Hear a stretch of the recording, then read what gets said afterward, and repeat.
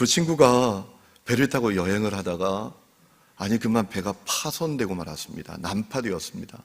그런데 가까스로 두 사람이 살아남았어요. 밀려가다가 바다 한가운데 있는 무인도에 도착을 했습니다. 그래도 살아남은 것이 얼마나 참 다행인지. 그런데 문제는 그 무인도에서 어떻게 살아나갈 수 있을지 너무나 걱정스러운 거예요. 그런데 참 이상한 건 한 친구는 걱정도 없는 겁니다. 천하태평입니다. 그 한 친구가 너무나 궁금해서 친구에게 물었대요. 야, 너는 걱정도 안 되니? 우리가 이 무인도에서 어떻게 살아나갈지 걱정도 안 되니? 어떻게 그렇게 천하태평이니? 라고 야단을 쳤더니 그 친구가 그렇게 얘기하더래요. 야, 생각해봐. 내가 지금까지 교회 다니면서 11조를 얼마나 꼬박꼬박 했는지 아냐? 두고 봐. 우리 목사님 반드시 신방 온다. 라고 하더라는 거예요. 별로 안 웃겨요. 저는 상당히 심혈을 기울여서 준비한 건데. 여러분, 도대체 11조가 뭐길래, 무인도에 떨어져도 여기까지 11조 하는 나를 목사님이 신방 올 거라고 생각하는 걸까요? 여러분은 목사님이 신방 올 만한 분들이십니까? 여러분, 11조가 뭘까요? 저는 이렇게 정리하고 싶어요. 11조는 믿음의 열매다. 여러분, 우리가 외국에 가보면 한국 사람 만나면 그렇게 기뻐요. 문화도 다르고 언어도 다른 그곳에서 고생하다가 한국 사람 만나면 얼마나 마음이 기뻐요. 반가워요. 똑같은 것 같아요. 여러분, 우리가 사는 시대가 죄악의 시대입니다. 불신의 시대입니다. 여러분, 그 시대에서, 그런 시대 가운데에서 믿음의 사람을 만난다는 것은 얼마나 큰 기쁨인지 몰라요. 얼마나 놀라운 축복인지 몰라요. 믿음의 사람들을 만난다는 것은 목사에게만 기쁨이 아니라 여러분 모두에게 기쁨 아니겠습니까? 오늘 제가 11조에 대한 말씀을 좀 드리려고 해요. 감사해요. 이렇게 또 많이 와주셔서. 지난주에 제가 말씀 전하다가 오늘 11조 설교합니다 라고 한 것을 제가 얼마나 후회했는지 몰라요. 설교하다가 원고에 없는 부분을 하면 꼭 후회가 됩니다. 원고에 써놓은 그대로만 하면 문제가 안 되는데 원고에 없던 내용이거든요. 다음 주에 11조 설교한다라는 내용. 그런데 그럼에도 불구하고 이 자리에 와주신 여러분 환영하고 축복합니다. 감사합니다. 여러분, 오늘 11조 설교를 좀 드리려고 하는데 11조가 뭡니까? 소득의 11조를 하나님께 드리는 것이죠. 안타깝게도 근래 들어서 11조 부정하는 사람들이 생깁니다. 그들이 11조를 부정하는 근거는 구약에 두더라고요. 11조가 구약의 내용이기 때문에 폐지되어야 한다라는 겁니다. 여러분, 그들의 출발부터가 잘못됐어요. 왜냐하면 11조가 구약의 내용이기 때문에 부정한다면 우리는 창조도 부정해야 됩니까? 하나님께서 말씀으로 세상을 창조하셨다는 것도 구약 성경에 기록되어 있잖아요. 여러분, 11조가 구약의 율법 조항이기 때문에 폐지되어야 된다라는 것도 큰 오해입니다. 여러분, 사람들은 흔히 11조의 출발을 레위기, 민수기, 신명기라고 알고 있어요. 실제로 레위기, 민수기, 신명기를 보면 11조에 대한 율법 조항들이 우리에게 소개되고 있지요. 레위기 27장을 보면 하나님을 위한 11조를 하라고 말씀하고 있어요. 땅의 소산물의 10분의 1은 하나님의 것이고 하나님의 성물이다. 그거 기억하고 11조 해라. 이런 조항이 있지요. 또 민수기 18장을 보면 레인들을 위한 11조를 드리라 라는 조항이 있습니다. 레인들이 기업이 없습니다. 그들은 땅도 없습니다. 그러니까 그들의 생활을 책임지기 위해서 11조를 하라라는 조항이 있지요. 또 신명기 14장에 보면 구제를 위한 11조의 조항이 있습니다. 3년에 한 번씩은 11조를 드려서 그 11조로 고아와 과부와 나그네를 돌보라 라고 했어요. 그뿐만 아니라 신명기 12장을 보면 예배를 위한 11조가 있습니다. 여러분, 신명기 12장에 이런 말씀이 있어요. 곡식과 포도주와 기름의 11조를 사는 성에서 먹지 말고 하나님께서 택하신 곳 성전에 가서 먹으라 라고 했습니다. 여러분, 이스라엘 성들이 1년에 3번 꼭 예루살렘 성전에 올라가서 예배해야 했습니다. 그러니까 예배를 위한 11조를 드리라라는 말씀이죠. 여러분, 그런데 11조의 출발은 레위기, 민수기, 신명기에 있는 게 아닙니다. 11조의 출발은 오늘 우리가 읽은 이 말씀에 있어요. 창세기에 있습니다. 이스라엘 성들이 시내산에 도착해서 율법을 부여받기 전에, 그들에게 율법이 주어지기 훨씬 전에 11조가 있었다는 거예요. 그러니 11조가 구약의 율법이기 때문에 폐지되어야 된다. 이것은 큰 오해이죠. 여러분, 아브라함과 롯이 애굽에서 올라왔을 때 큰 부자가 됐습니다. 그래서 두 사람의 목자들이 다투는 겁니다. 물 때문에, 초장 때문에. 그때 아브라함이 큰 결단을 내립니다. 롯에게 네가 먼저 땅을 택해라. 그랬더니 이 조카 롯이 참 염치도 없이 이 소돔 땅 택합니다. 물이 많아 보였어요. 좋아 보였어요. 그런데 여러분, 사람의 선택은 언제나 한계가 있습니다. 그래서 우리가 어떤 것을 선택할 때도 하나님께 여쭤봐야 합니다. 기도해야 합니다. 여러분, 이 소돔 땅은 겉으로 보기에는 괜찮은 땅 같았어도 실제로 그렇지 않았습니다. 그 땅은 죄가 많은 땅이었습니다. 그리고 분쟁의 땅이었습니다. 여러분, 그래서 이 소돔 땅에 살던 롯이 왕들의 전쟁에 휘말리게 됩니다. 소돔 왕이 전쟁에 패배하여 포로로 끌려갈 때 롯도 포로로 끌려가게 된 겁니다. 그때 아브라함이 자기 집에서 길린 사병 318명의 군사들을 이끌고 가서 이 롯을 구출해 온 것 아닙니까? 목숨 걸고 전쟁에서 롯을 구출해 돌아옵니다.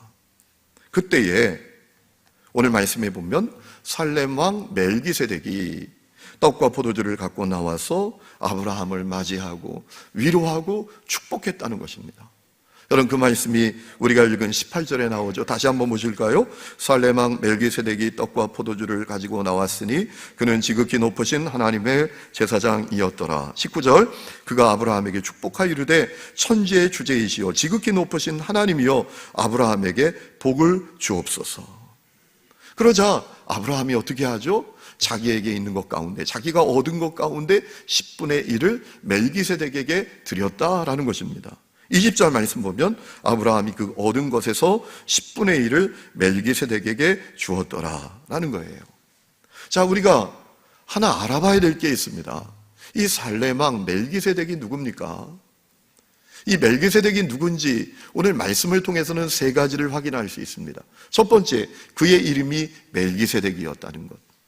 두 번째, 그는 살렘 왕이었다는 것. 그리고 지극히 높으신 하나님의 제사장이었다는 것. 세 가지를 알게 됩니다. 여러분, 이 멜기세덱이라는 이름의 뜻은 의의 왕이라는 뜻이에요. 이름이 상당히 근사하죠. 의의 왕, 의로움의 왕. 얼마나 참 놀라운 이름이에요. 그는 살렘 왕이었다. 이 살렘은 예루살렘의 옛 지명으로 사용됐다고 해요. 살렘이란 말의 뜻은 평강이란 뜻입니다. 이 멜기세덱은 의의 왕인 동시에 평강의 왕이었다라는 것입니다. 그리고 이 사람은 얼마나 신비로운 인물인지 왕이면서 동시에 제사장인 인물이었다. 너무나 신비한 인물이었다라는 겁니다. 여러분, 제사장은 누가 될 수 있습니까? 아론, 첫 번째 제사장이었던 아론의 후예들이 다 제사장 되는 겁니다. 그런데 이 멜기세덱은 아론이 태어나기 훨씬 이전에 하나님의 거룩한 제사장이었다라는 거예요. 너무나 신비로운 인물이에요. 그래서 히브리서 7장을 보면 히브리서 기자는 이 멜기세덱에 대해서 이렇게 우리에게 소개합니다. 그는 아버지도 없고 어머니도 없고 족보도 없고 시작한 날도 없고 생명의 끝도 없는 인물이다 라고 소개하면서 이 멜기세덱은 예수님을 예표하는 인물이다 라고 소개하고 있습니다. 여러분, 많은 신학자들이 이 멜기세덱의 정체가 뭐냐, 일반적으로 이렇게 얘기를 합니다. 이 멜기세덱은 예수님이었다라는 겁니다. 하나님의 아들이 나타난 것이었다. 하나님의 아들이 나타나셔서 아브라함의 그 의로운 행위를 인정해 주시고 또 그를 위로해 주시고 축복해 주신 것이다 라고 말합니다. 그러니까 아브라함이 이 멜기세덱을 만나서 11조를 드렸다라는 것은 주님을 만나서 11조를 드렸다라는 것이란 말입니다. 그러니까 이 아브라함이 드린 11조는 자기를 인정해 주시고 위로해 주시고 축복해 주셨던 그 주님의 사랑과 은혜에 감사해서 드렸던 선물이었다라는 거란 말이죠. 여러분, 오늘 우리는 이 말씀을 통해서 중요한 한 가지 사실을 깨닫게 됩니다. 11조는 율법 조항이 있기 훨씬 전부터 있었던 것이다 라는 겁니다. 우리가 그렇기 때문에 절대로 11조를 부정할 수 없다, 폐지할 수 없다라는 거예요. 여러분, 11조를 부정하는 사람들은 신약에 11조가 폐지됐다 이렇게 주장을 합니다. 그런데 가만히 보면 11조에, 신약 성경에 11조가 폐지되었다는 말씀이 있습니까? 아무리 눈 씻고 찾아봐도 없습니다.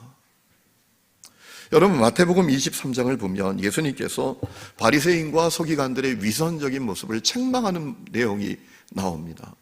마태복음 23장 23절에 이렇게 말씀하셨죠.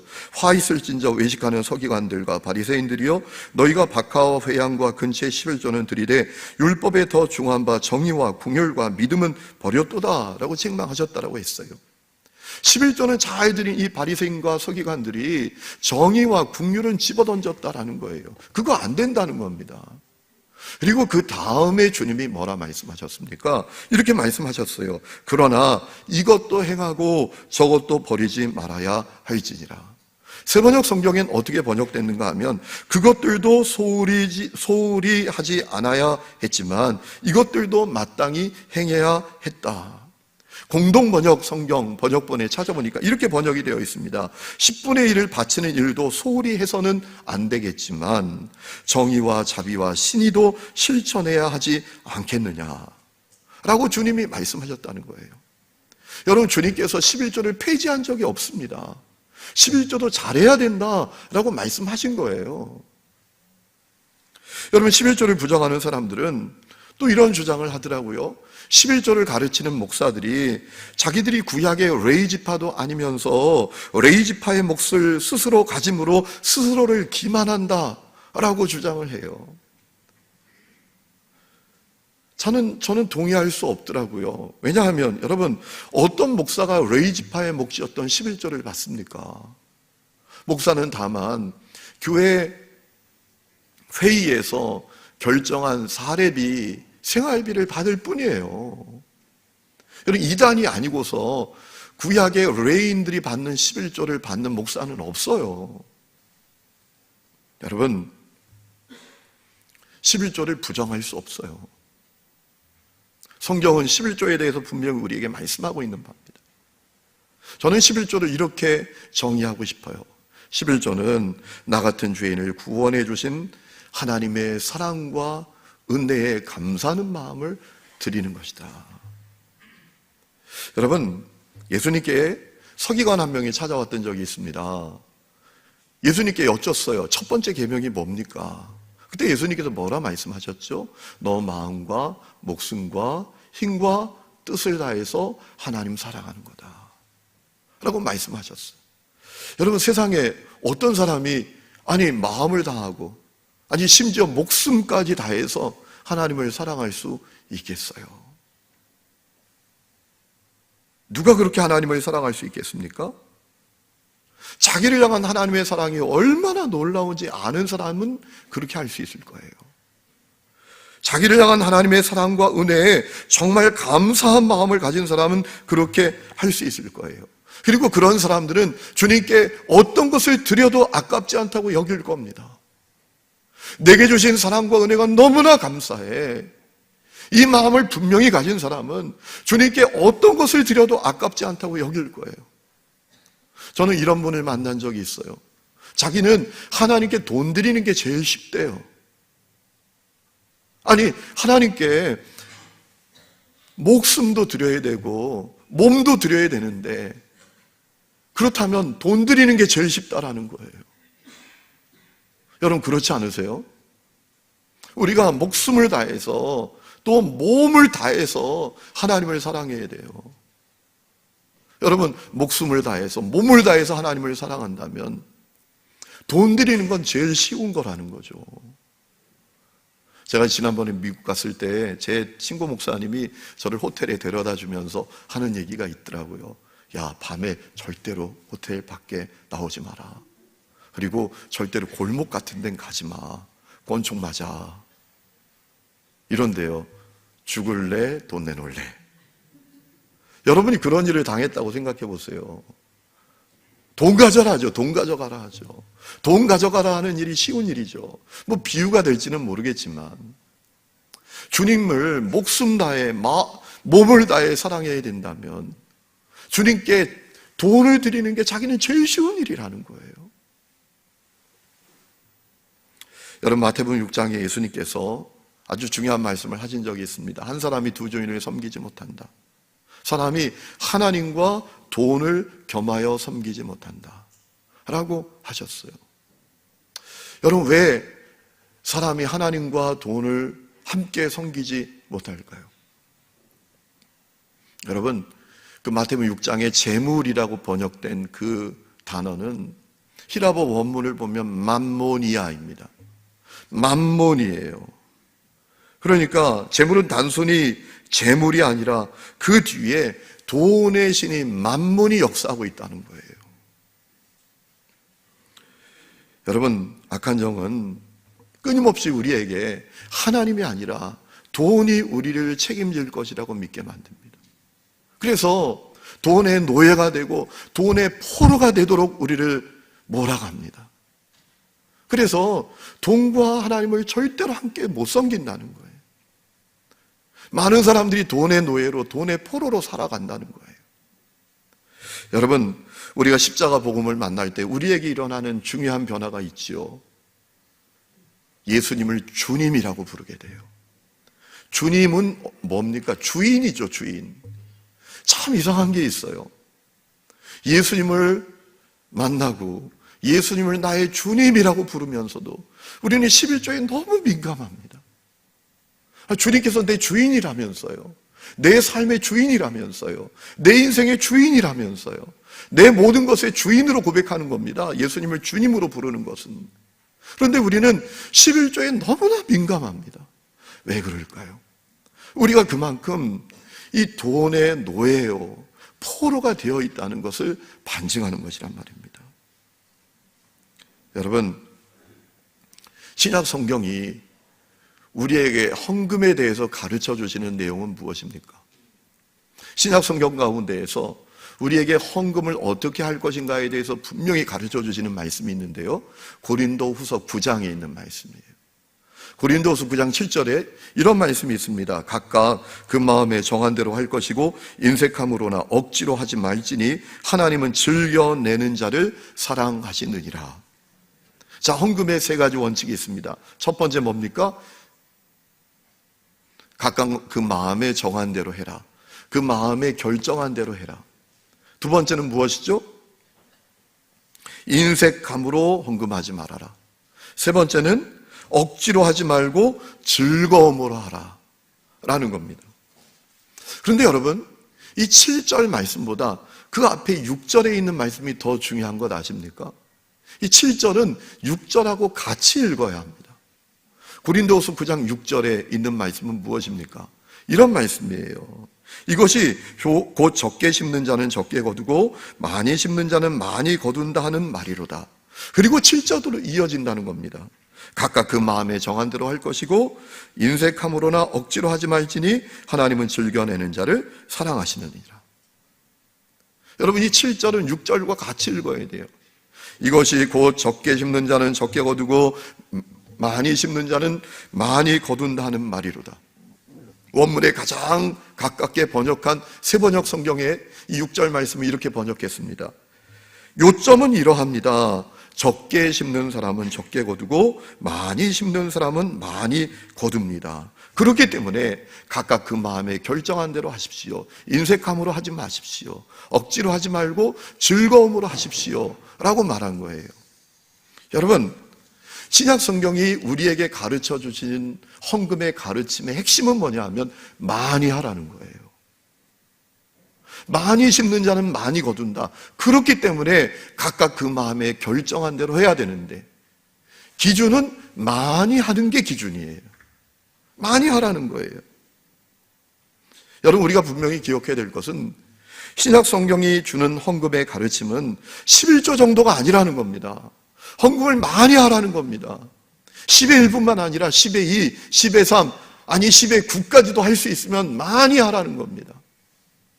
그것이 신약 성경의 가르침이에요. 각각 그 마음에 정한 대로 할 것이요라는 말씀도 헌금을 많이 해야 한다는 그 가르침의 전제 아래에서 그 마음에 정한 대로 할 것이다 라는 말씀이란 말이에요. 우리가 이 신약 성경이 우리에게 가르쳐 주시는 헌금에 대한 가르침을 정확하게 이해해야 합니다. 여러분, 마가복음 12장에 보면 조금 짓궂어 보이는 예수님의 모습이 등장합니다. 예수님께서 성전에서 헌금함 앞에서 사람들이 헌금을 어떻게 하는지 다 보셨다는 겁니다. 여러분, 오늘 그런 일이 벌어지면 어떻게 할까요? 여러분이 예배 드리러 오는데 주님이 헌금함 옆에 이렇게 서 계십니다. 그리고 물으십니다. 이 집사 그 봉투에 얼마 들어있느냐? 한번 보자. 이러신다면 우리가 얼마나 당황스럽겠어요. 얼마나 주님이 짓궂게 느껴지시겠어요. 그런데 여러분, 마가복음 12장에 보면 예수님이 헌금함 앞에 앉아서 사람들이 어떻게 헌금하나 이렇게 보셨다는 거예요. 그때 한 과부가, 가난한 과부가 2렙돈 넣는 것을 보셨다라고 했습니다. 이 렙돈의 가치는 어떤 걸까요? 오늘날 화폐로 좀 환산하기 어려워요. 당시 가치로 환산해 보면 참새 2마리의 값의 4분의 1 정도였다 그래요. 참새 2마리 값의 4분의 1 정도가 2렙돈 정도였다고 합니다. 적은 돈이죠. 그런데 주님께서 그 여인을 칭찬하셨습니다. 여러분, 주님께서 그 과부를 칭찬하신 이유가 뭘까요? 간단합니다. 많이 했기 때문입니다. 주님이 그렇게 말씀하셨어요. 이 여인은 자기 생활비 전부를 넣었다. 자기 소유 전부를 했다. 많이 한 것을 칭찬하신 거예요. 여러분, 신약 성경이 가르쳐 주시는 헌금의 가르침은 11조 정도가 아닙니다. 헌금을 많이 하라는 거예요. 여러분, 왜 그럴까요? 왜 신약 성경은 그 헌금의 가르침을 우리에게 주는 걸까요? 아주 중요한 이유가 있습니다. 우리가 받은 십자가 사랑의 은혜가 너무나 놀랍기 때문입니다. 여러분, 우리가 예수님을 모를 때 어떤 존재였습니까? 우리는 허물과 죄로 죽은 사람들이었습니다. 본질상 진노의 자녀였습니다. 마귀가 이끄는 대로 삽니다. 그렇게 살다가 죽어서 지옥의 심판을 피할 수 없는 그런 존재들이었어요. 여러분, 그런데 놀라운 사실은 그 문제 해결해 주시기 위해서 하나님께서 독생자를 우리에게 보내주셨어요. 죄값은 내가 받아야 되는데 말이죠. 그 죄값을 내가 치러야 되는데 내가 치르지 않고 예수님이 치르시도록 예수님이 이 땅에 보내서 이 십자가에 매달아 피 흘려 죽게 하셨다는 거예요. 그래서 우리에게 놀라운 구원이 임합니다. 우리의 죄 문제가 해결됩니다. 우리가 죄인이 아니라 의인이 됩니다. 그래서 우리에게 영원을 선물로 주셨어요. 오늘 세상 떠나도 천국에서 눈뜰 수 있는 존재가 되었습니다. 그뿐만 아니라 우리에게 새 창조를 이루어 주셨어요. 창조의 회복을 해 주셨어요. 창세기에 보면 하나님께서 사람을 만드시고 보시기에 심히 좋았더라라고 하신 그 모습으로 우리를 새 창조를 이루어 주신 거예요.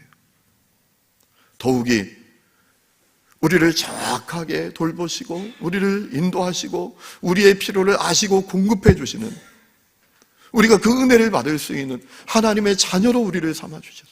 하나님을 아빠, 아버지로 부를 수 있는 자녀로 삼아 주셨다는 거예요. 그것이 우리가 십자가 사랑을 통해서 받은 놀라운 은혜 아닙니까? 여러분, 하나님의 자녀에겐 하나님이 준비해 주시는 은혜가 있어요. 그의 삶을 보살펴 주시고 필요를 채워 주시고 공급해 주시는 은혜가 있습니다. 우리 교회에 새 예배당 건축한 지 1년이 됐어요. 제가 오늘 말씀을 준비하면서 지나간 날들 이렇게 돌아봤어요. 그리고 마음에 드는 생각은 사무치도록 감사하다라는 마음이었어요. 여러분, 우리 교회 세배당 건축할 때 저도 개인적으로 정말 쉽지 않았어요. 저희 아이들이 고3이었어요. 여러분, 고3 아이를 둔 부모가 얼마나 돈이 많이 필요한지 아시죠? 그때 건축을 하니까 너무 경제적으로 어려웠어요. 제일 어려웠을 때는 절기헌금을 앞에 놓았을 때였어요. 제 개인적으로 가진 소원이 있어요. 내가 우리 교회 성도들 가운데 절기헌금 1등 하는 사람이 됐으면 좋겠다. 뭐 추수감사헌금이라든지 맥주감사헌금이라든지 성탄절, 부활절 이런 헌금, 내가 헌금 1등 하면 좋겠다 라는 마음이 저에게 있어요. 그래서 절기헌금을 앞두고 참 마음이 어려웠어요. 어떤 때는 헌금할 돈이 없더라고요. 그런데 놀라운 사실은 하나님이 다 공급해 주시는 거예요. 하나님이 다 돌보시는 거예요. 여러분, 한 번은 이런 일이 있었어요. 맥주감사 주일을 앞두고 헌금할 돈이 없는 거예요. 그런 놀라운 사실은요, 어느 장로님이 찾아오시더니 목사님 힘드시죠? 이거 쓰세요. 그러고 봉투를 하나 주고 가요. 열어보니까 제가 맥주감사 주일에 헌금하기를 기도했던 그 금액이 정확하게 들어있는 거예요. 얼마나 놀라운지. 아멘 하는 분은 3대가 잘 되시기 바랍니다. 여러분, 하나님의 자녀에겐 하나님이 돌보시는 은혜가 있어요. 하나님이 공급해 주시는 은혜가 있습니다. 우리가 십자가 복음으로 구원받고 일어나는 변화는 우리가 고아가 아니라 하나님이 책임져 주시는 하나님의 자녀가 되는 것인 줄로 믿습니다. 여러분, 고린도후서 9장 8절에 이런 말씀이 있습니다. 하나님이 능히 모든 은혜를 너희에게 넘치게 하시나니 이는 너희로 모든 일에 항상 모든 것이 넉넉하여 모든 착한 일을 넘치게 하려 하십니다.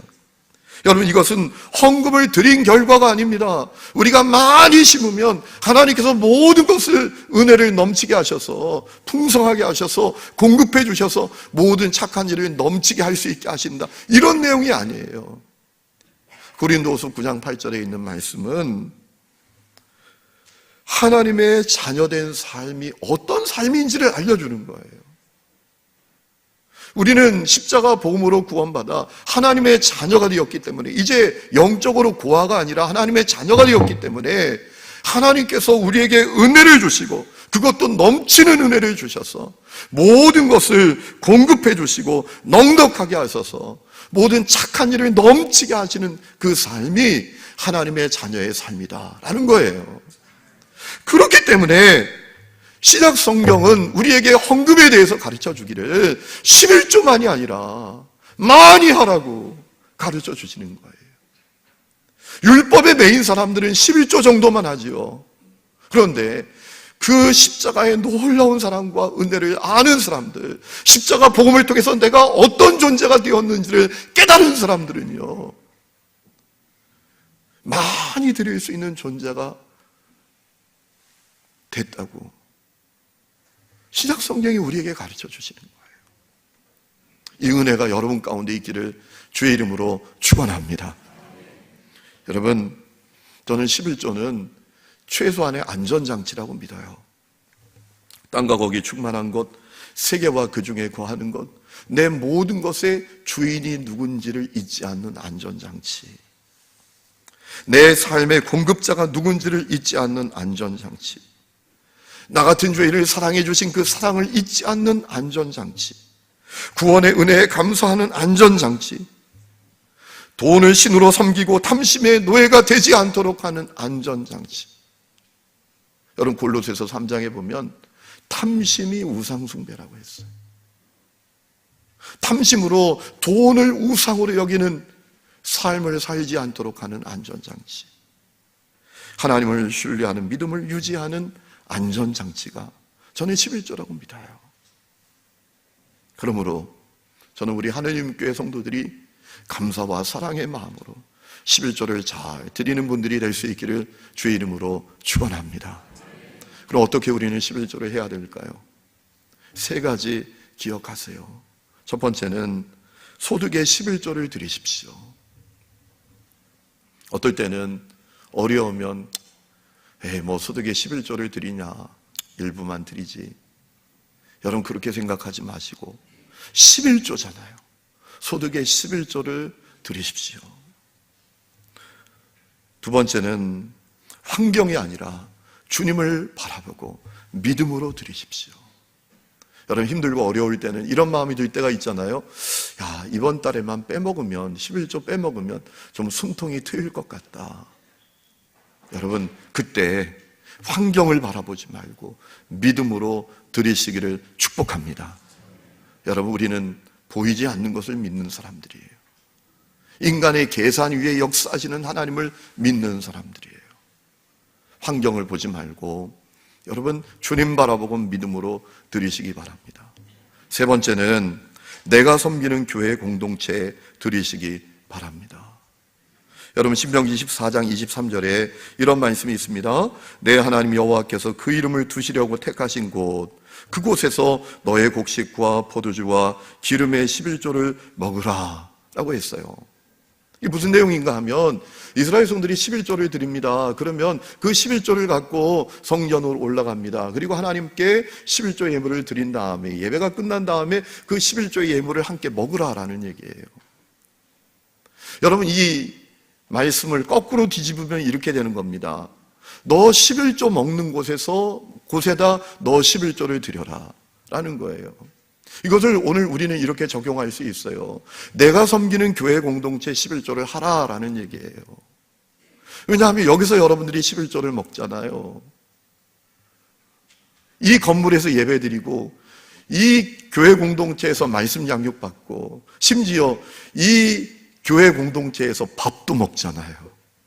아멘이시죠? 밥은 여기서 먹고 훈련도 여기서 받고 말씀도 여기서 듣고 11조는 다른 데 보내는 것 아니라는 거예요. 어떤 분은 11조를 안 하는 분이 있어요. 그래서 여쭤보면 어디 다른 데 제가 성경헌금 보냅니다. 그 11조 구제헌금 보냅니다. 이렇게 말하는 분들도 계세요. 그거 아니라는 거예요. 11조는 말 그대로 11조예요. 구제헌금, 성경헌금은 11조 드리고 그 다음에 하나님께서 마음에 감동을 주실 때 하는 거란 말이에요. 여러분, 여러분이 섬기는 교회 공동체 11조 잘 하시기를 주의 이름으로 축원합니다. 한 가지 말씀드리고 마칩니다. 세계적인 치약 사업가인 콜게이트라는 인물에 대해서 여러분 들어보신 분들이 있으시죠? 이 콜게이트가 너무나 어렵고 힘들게 성장했다고 해요. 집 가난한데 부모님까지 병들었어요.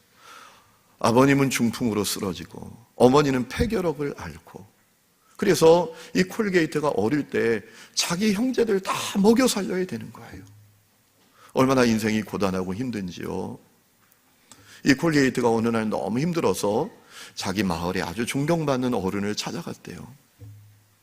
제가 배운 것도 없습니다. 전 학교도 못 다녔어요. 우리 집도 아시다시피 정말 너무나 가난하고 어려워요.